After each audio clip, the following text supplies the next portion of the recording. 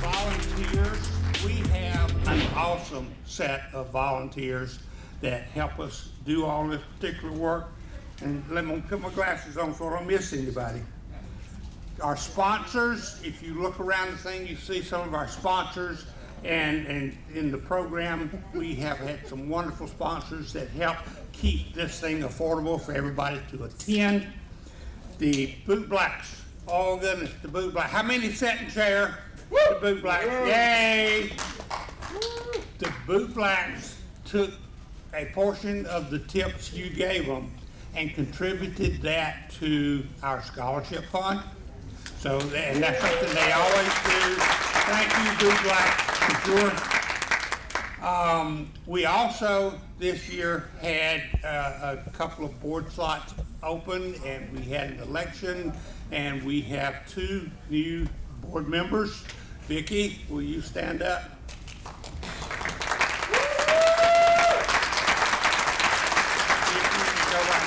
Tiffany 15 Enthralled Life. They're from the Knoxville area and do wonderful things there in Knoxville and have a very active presence there. And we look for good things for her to add to our board and activities.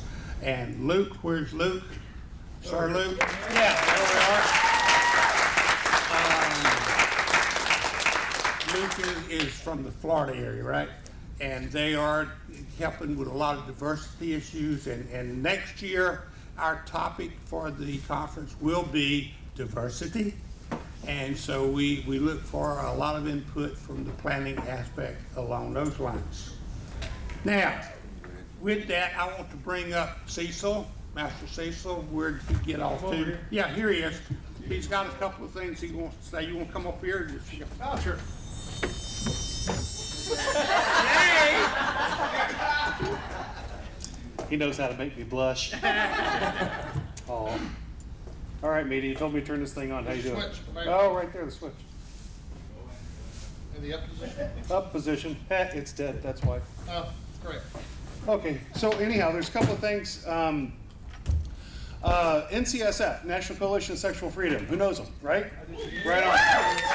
Who's coalition partners with them? Right on. If you're in leadership and you're running a group or something like that, I totally think it's worth the whopping $100 a year. Fuck's sake, you know? Check them out. There's a lot of great information there. They fight so we can fuck. That's one of their slogans, and it's so true. They fight so we can do what we do, and the cops stay out of our bedrooms. I wanted to remind everybody that the discount, the $69 discount, which is totally a great number, by the way. I don't know who picked that. But whoever picked that number, obviously, you know, man. Anyhow, $69 discount's only good till Sunday. So get on it, all right? Wanted to ask you guys to do the evaluations. We learn from you, okay? Oh, I thought that was Mita again. I was like, I didn't do anything. Do the class evaluations, please. Also, please do the overall evaluations. Both are in the YAP. Both are on, Darcy, both are on, yeah. The post-event evaluation isn't posted yet because the event is just now ending. Yeah. Oh. But it will be. In the YAP and where else? YAP, website, Facebook, FetLife, all the places. All the places, all the time. Yes. So if you would, because that's how we learn, that's how we make this thing better. And we want you guys to go back home, tell other leaders, hey, look, I had something of value. Don't lie. But if you did find value in this conference and you did learn something in this conference, we absolutely would love you to tell your friends. Because we want this, we want to help leaders be better leaders. It's what this thing's all about. We really, it's kind of our thing. So get on FetLife, take flyers. We have flyers out front. Take a stack of flyers. Don't take this many if you plan on doing this many, but take flyers. And I also wanted to do a shout out to MeetABearDesigns.com over here. This, yeah, right.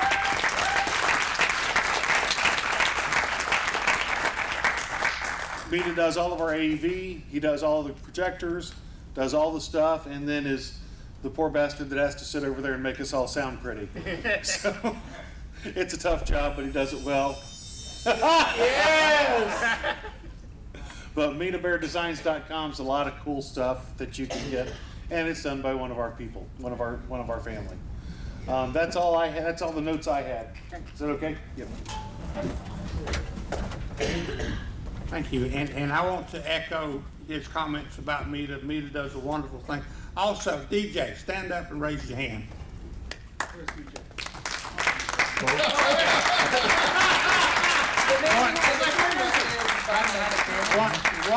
One of the things that LLC has been doing for a number of years now is making video records of our speakers, our topics, and some of our workshops.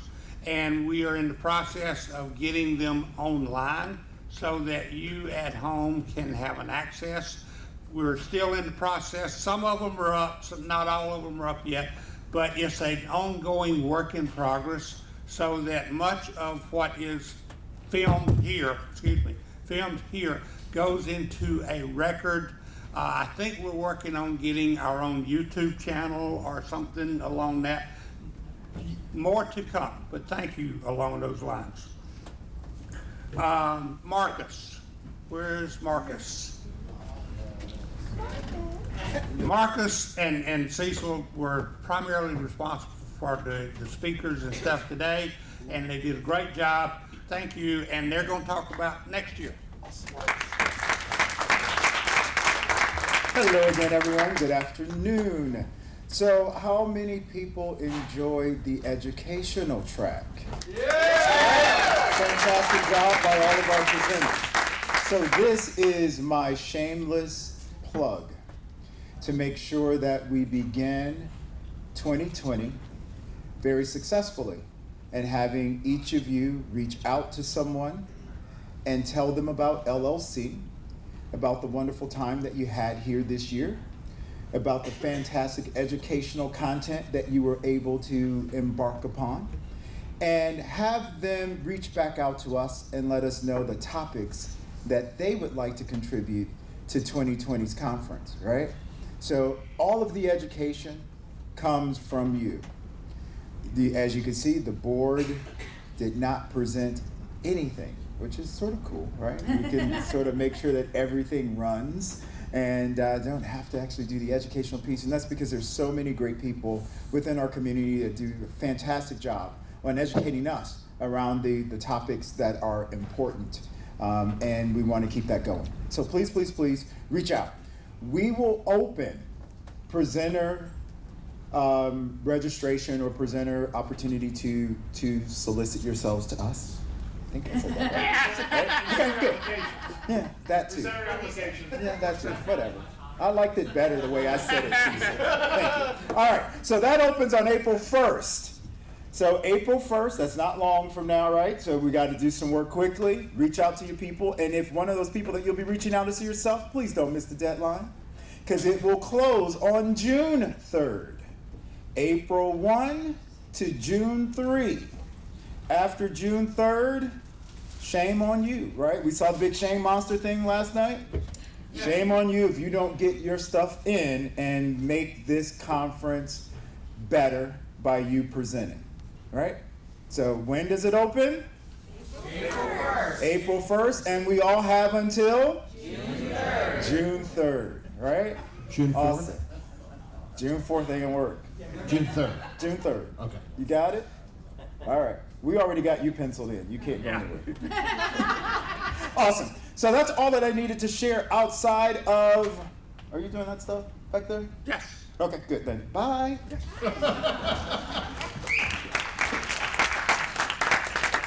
Again, we've got a few items left for the raffle. We've got caps, we've got patches, we've got coins, we've got all of the things that are there that were still available. So we encourage you yet to do that.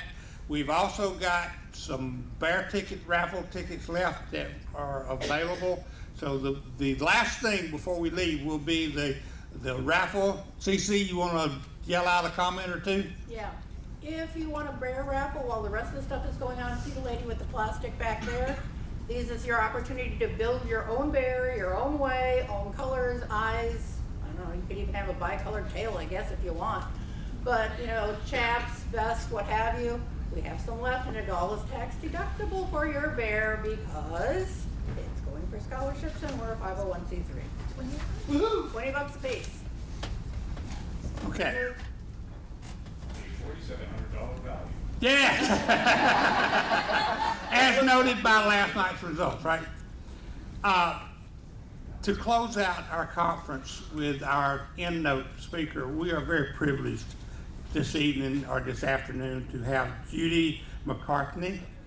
Judy has a very interesting and active history in the leather community.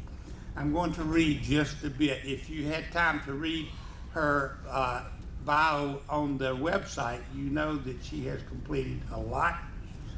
Judy has been a true Renaissance person, succeeding in enough careers to satisfy a dozen high achievers. She ran her own construction company. She operated the Mr. S Leather in San Francisco, designing toys and tools.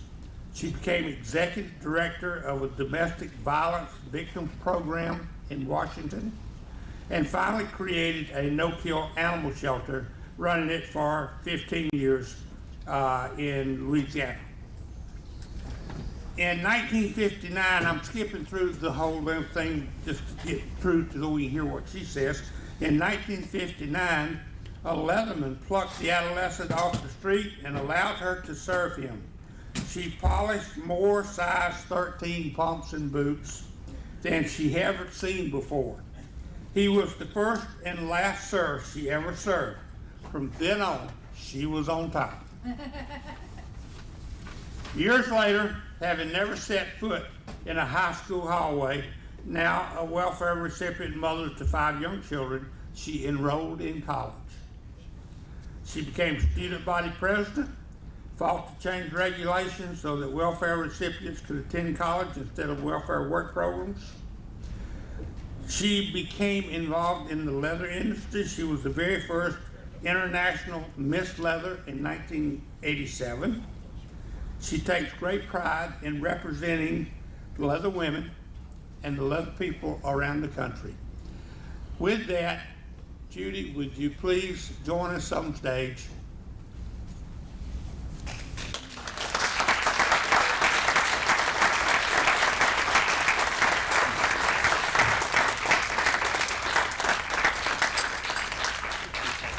I'm very honored to be here. I remember when we were just discussing LLC. I'm going to take you guys into a Wayback Machine a little bit tonight. I don't know if any of you know what that is, but my kids watched a cartoon way back in the day. And it was a little guy and his dog, and they kept going into the Wayback Machine, and then you would hear some history. And I thought that since heritage is the theme for this year here, I would take you back a little bit. The very first LLC conference happened in April the 25th through the 27th, 1997. But LLC was founded by John Weiss and some of the GMSMA men, the gay male SM activists in New York City in 1996. That came out of the National Leather Association. And I just want to do this really quickly. I'm going to ask you, I have a very, very bad memory, and some of it is an illness I'm dealing with. And so I might at some point in here say, where was I? And if you could please tell me where I was. Thank you. I usually don't read what I'm going to say, but I have to here to get it right. NLA started in 1986 by Steve Madoff. Steve was a very good friend. He was a sweet man who loved to come when he needed time out. His way of relaxing was to come to Portland and fix white chocolate mousse with raspberry sauce for me and my partner Sash. He loved to cook and felt like they wouldn't let him do it up in Seattle, so he would come to Portland on the train. But it was founded by Steve Madoff, George Cameron, Wayne Gloge, and Vic Stump. All were crazy, wonderful people. There may be other names that were in there as founders, but no, these were the 4 founders of NLA. In 1987, the reason I'm giving you that 1986 is because in 1987 was the March on Washington. It was the first presentation of the quilt.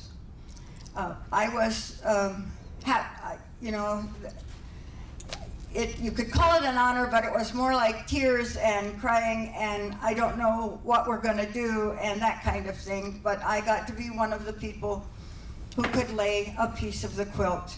And by that time, I was International Miss Leather. I was the first one. And that was a con job on my friend's part. I hadn't planned on it. And I don't think anybody at the time expected it to be where it is now. We had no idea. It's just that my mentor at the time was a man named Jim Ed Thompson. He was the first runner-up for IML with, the winner was Scott Tucker. And so that's gonna lead me to correct a statement in my bio, because my partner wrote it for me because I can't write worth nothing. I'm an old Indian storyteller. I'm not too good at the writing, and sometimes now my storytelling gets lost. But, Joe, you're so smart. You always have the water. Jordan is the smartest woman I know. With the microphone, you're amazing. Thank you, honey. We're old ladies together. Mm-hmm. Who love our animals.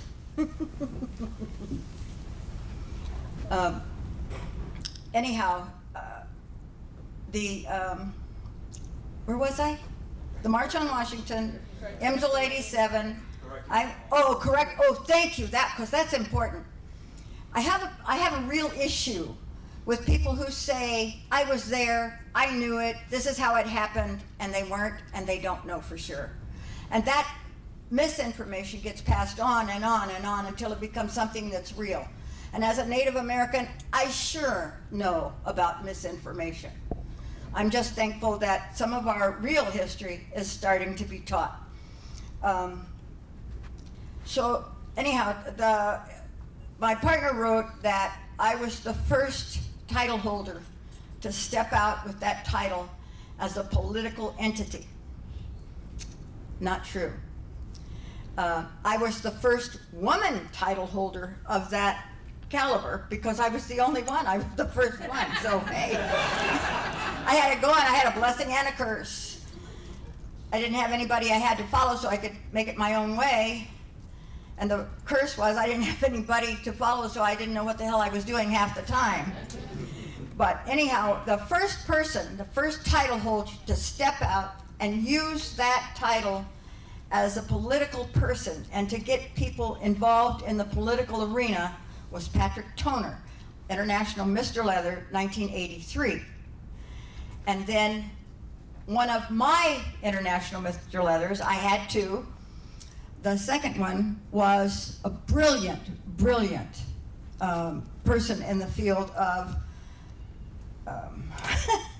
I forgot a word, I know the word, politics, let's just use politics, but was Scott Tucker.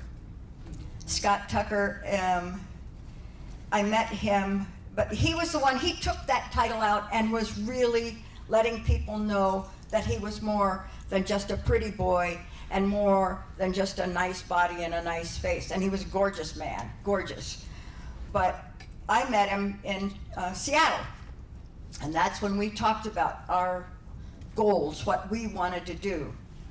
And it was one of the things I used to do when the men would ask me, why do we have to add gay and lesbian? Why do we have to do that? And a lot of you who know that the letters and numbers that we've added since then are important for the same reason.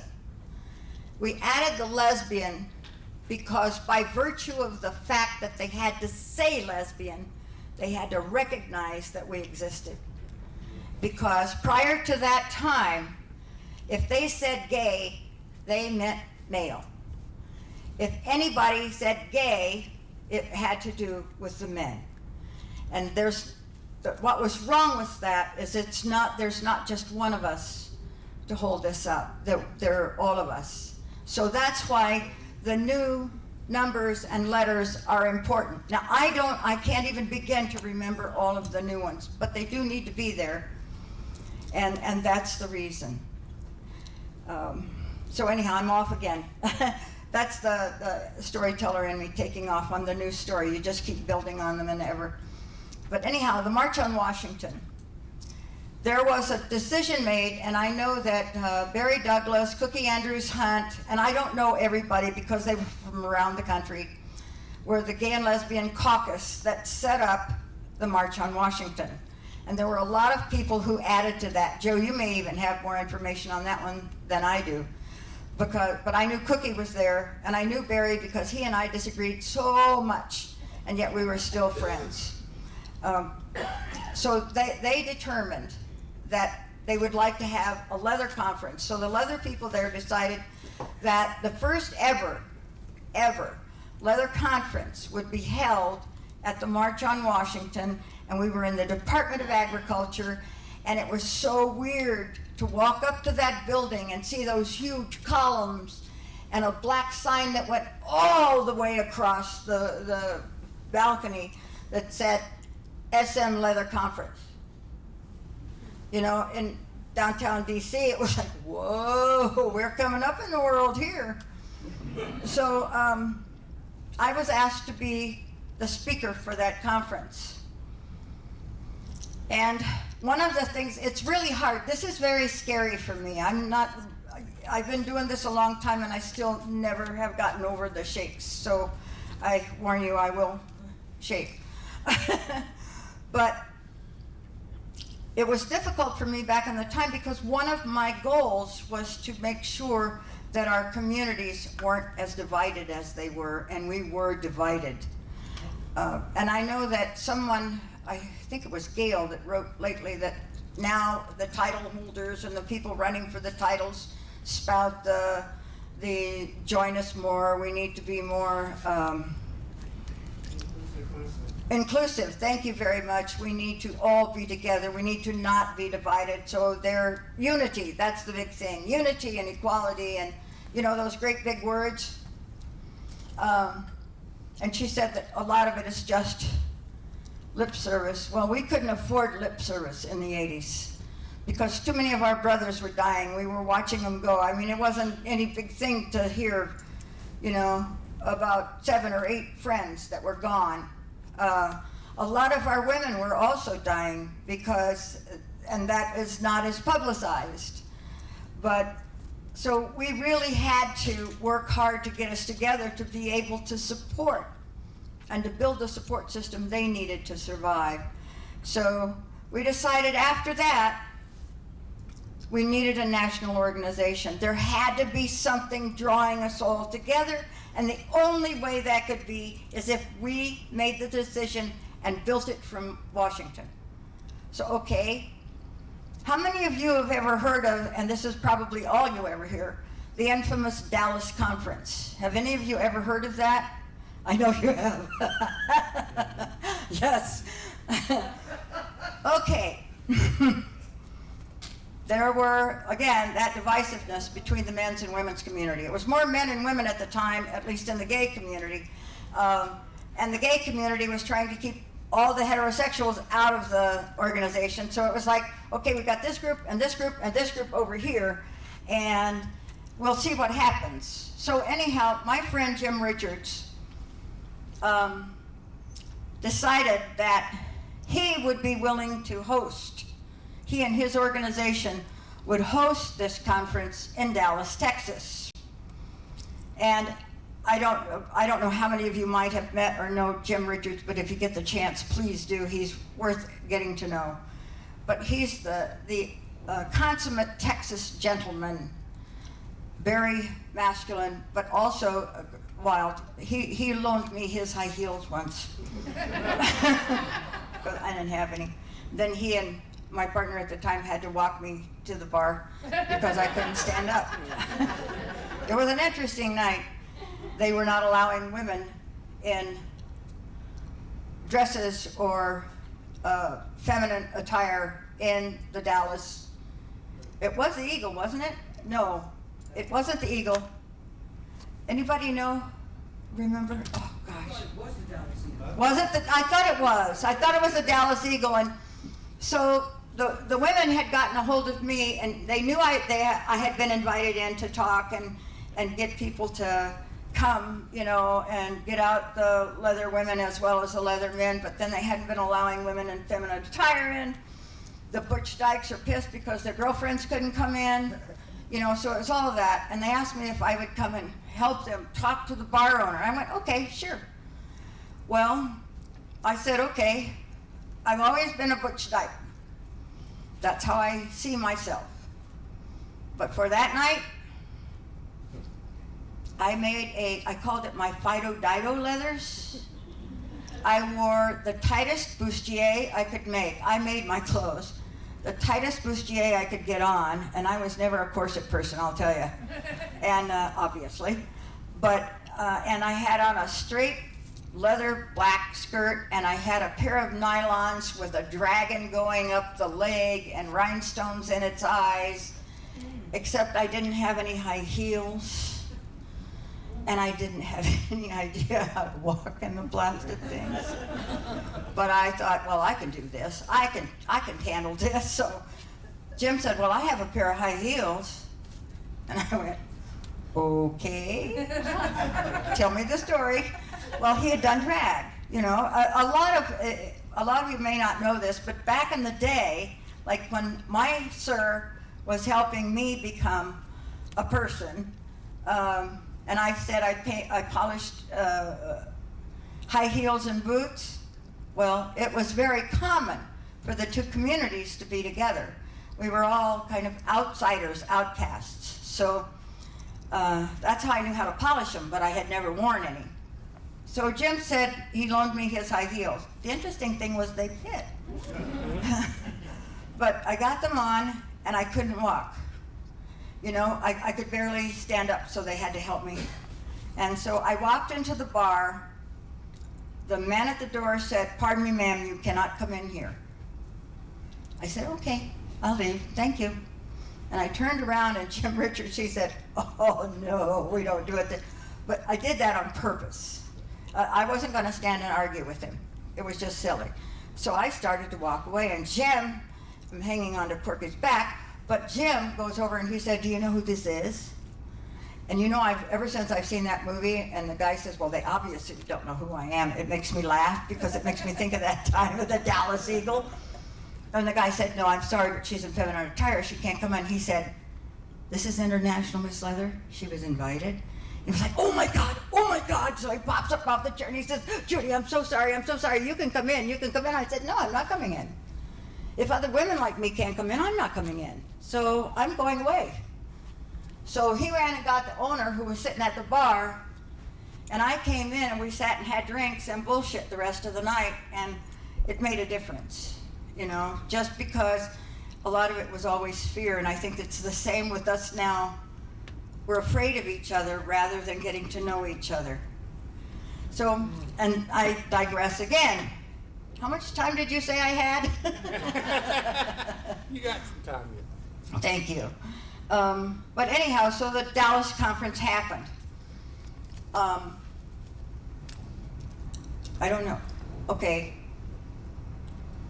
There was a group, and the leader of the group, the leaders of the group were Gail Rubin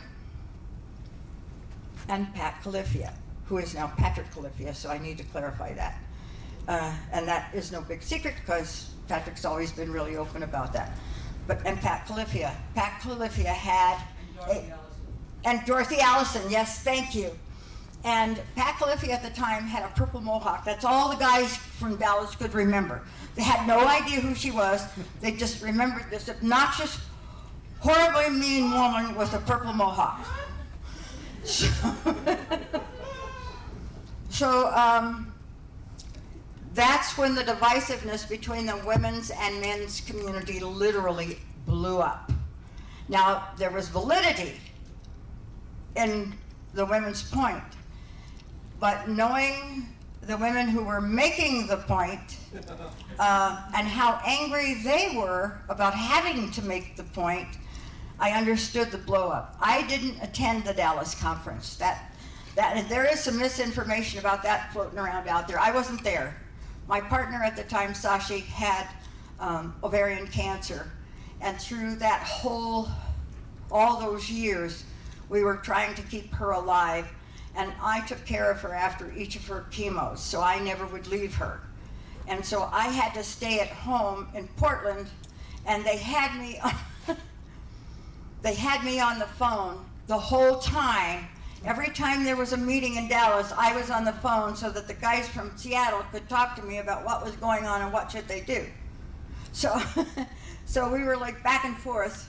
So I knew what was going on, and I just was a little bit, I was really sorry that I wasn't there, because I could have maybe mediated a little bit. You and me both. Yeah, you'd have done it better. Oh yeah.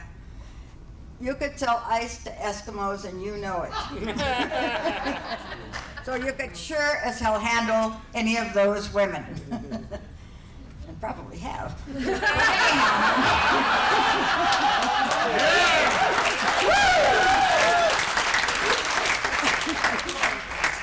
I love you, Joe. But anyhow, after that, they decided, well, we need another organization. You know how we are about organizing. We people do, or I tell you, the leather community can organize faster and than those trains can go, you know. So okay, now we need this national organization. Nobody's thinking about the NLA in Seattle. We're going to start this national organization, and back then the buzzwords were safe, sane, consensual. Because I don't know if you know, but we were under the gun back then, and we were being vilified on every level. So safe, sane, consensual was our way of battling the contentions that people were contending, a lot of the women, and as a matter of fact, the women's community, that we were abusers and that we needed to be wiped out, that the pornography that we enjoyed and had made should be illegal completely. So that was what was happening. So we started safe, sane, consensual. And what had to be done was they had to select a representative from each region to serve on this committee. Well, the old rule worked for me. If you're not there, guess what? You're it. So they called me after the meeting and said, by the way, Judy, do you know you're the Southwest Regional Representative? I said, who said that? And he said, we all did. I said, oh, okay.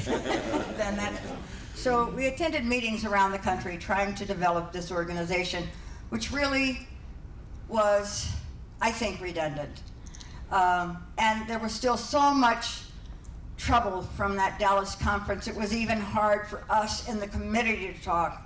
And all of us were committed to something good happening. It's just that it was difficult. It made it difficult for us to agree on much of anything. And we ended up, there were, I think, 4 or 5 of us that ended up being buds. And we got around and we would sit around and talk about it. And I can't remember whose idea it was, but we had the idea that there's already a national organization in place. They already have bylaws. They're already set up and working. And they already have a membership and a list. Everything's set. So why don't we talk to them and we will merge? So the idea then came out that SSCA would merge with NLA and we would become a single organization. Well, I also remember that conference, which was in Seattle, held at a Western gay bar. And it was interesting because there were so many in the audience that didn't want us to merge. We spent hours in a little cubbyhole upstairs at the Timberline, just the two committees, talking about how to do this and who gets what, and well, what do we get out of it, and what's going to happen, and what are your visions, and you know, all the questions that. And Steve, because this was his baby, he wanted it to grow, and he really believed in what we were trying to do. And so we finally came to an agreement. We did not change the name. It became the NLAI, and that was so we didn't exclude our leather brothers and sisters from other countries, and a great number of us were from Canada. So, and a great number of the NLA membership was also Canadian. So that came up. Then we were the NLAI. So the way it came out, we were NLA, that was Steve's group in Washington. Then the SSCA, that was us who came out of the Dallas conference. Then there was the NLAI, who was the merger of the two. And the biggest bone of contention at that conference that we had to deal with, and I have to say we, because before the conference even started, they voted on co-chairs, and the decision was made by the body, NLA body, that there would be one male and one female co-chair. So, I was at that one, as a matter of fact, but I still got picked. And Tony DeBlas, well, I had promised Sashi that after this stint as International Miss Slave was over, we would take a break and spend some time together and try to keep pushing for her to heal. And she was tired because we traveled constantly. And so I agreed, I will not run for anything else, I swear I will not. And I told Tony, he came up and he said, Judy, we want you to run for the female co-chair. And I said, can't, sorry, nope, I promised Sashi I wouldn't do it. So he said, because I don't know how many of you knew Tony DeBlas, but those of you who know, he didn't take no very easily. That was an evil man sometimes, I swear.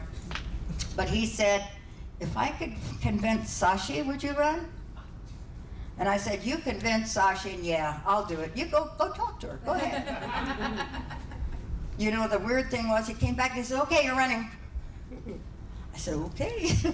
I was stunned. But he and Sashi ended up being best friends until she died. Actually, they were at her memorial service, which was on a cliff. And he said she was the only one that could ever do that. Him and Andrew both came.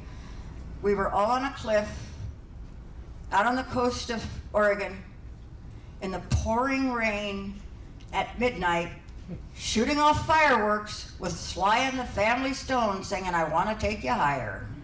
So, and Tony in his cape is saying, this is the only human I know that could get this gang out here at this time like this. And it's true. Brooklyn, New York dyke, little one. There's something about them, you know. Anyhow, so then we've got the NLA. One of the problems we had, we wanted to step down. In 1990, Jim and I wanted to step away, and we didn't want to be co-chairs anymore. We had been, since 1989, we had been the chairs. It was time for somebody else to take over. And there wasn't a lot of mentoring going on. So he and I decided we would pick a couple of young people that were really interested, and I would have my mentoree and he would have his. Mine was a young woman from Detroit, Michigan. Well, after she took over for my position, Jim's didn't work out well. Mine did a little bit, but then she didn't stay. She stepped back. So I had to step back in as the co-chair of NLA for another year and a half. And it was the biggest thing that we talked about.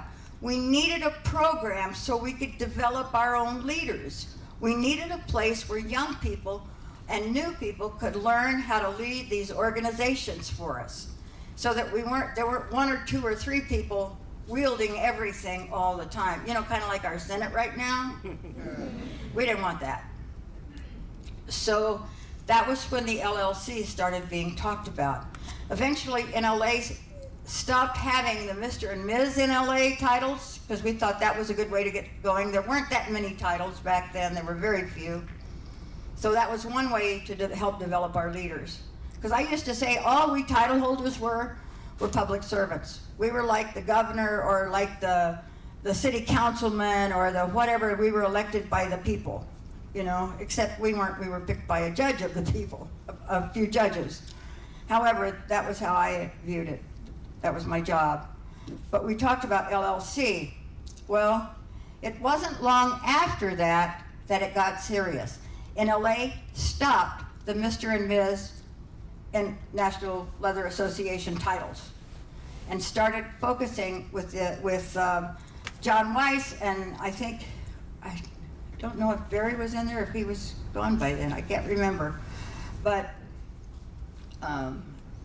we decided to support LLC. We thought it was a great idea, separate from NLA, but one we could support. So that was where the LLC came out of. And then out of that also came the NCSF. And we had been fighting, I'm gonna take this thing off, it's irritating me. Everything else on me is swelling up, but my wrists are getting littler. But anyhow, the Coalition for Sexual Freedom started, the National Coalition. It was an idea, and it was starting to be talked about, and there was a determination that this needed to happen, and we were fighting. Oh my God, we had so many people whose kids were being taken away from them because they were being outed as SM people. Didn't matter how good they were to their children. It meant nothing because this was a truly horrific time for us. We're losing people still, and then this is happening. Because it seems that crisis, we had a peak in it, and then it came down and it kind of leveled off, and it took a while for it to drop again.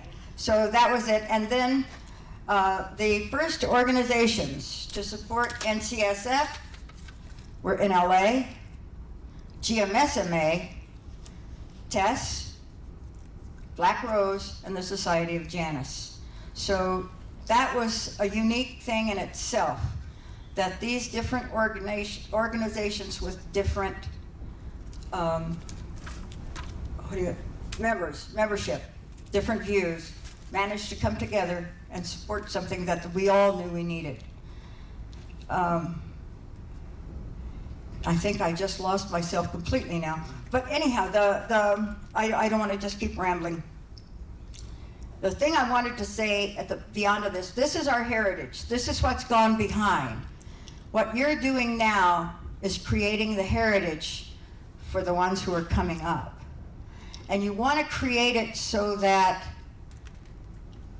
what you're giving them is good and solid and a strong foundation. So my last thing here is heritage is built by the actions of each generation and then passed on to the next generation. So we as this generation need to determine what we're passing on and hope that we're passing on the good that we can. And then I also want to say what my grandmother always told me. Don't, and this is how she said it, this is a little Apache lady.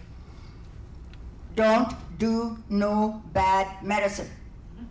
Bad medicine will stay on you like a cloud. You can't make it go away.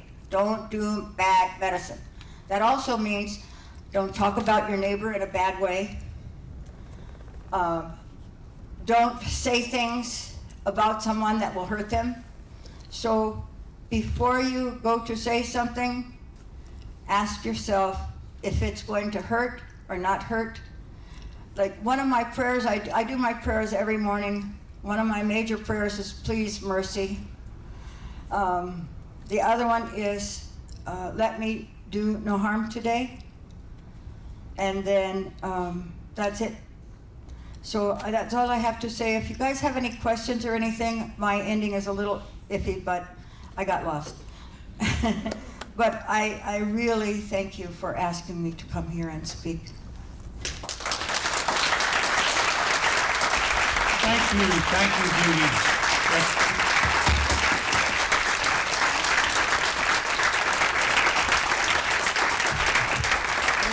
Thank you, everybody. Oh, yeah. Thank you.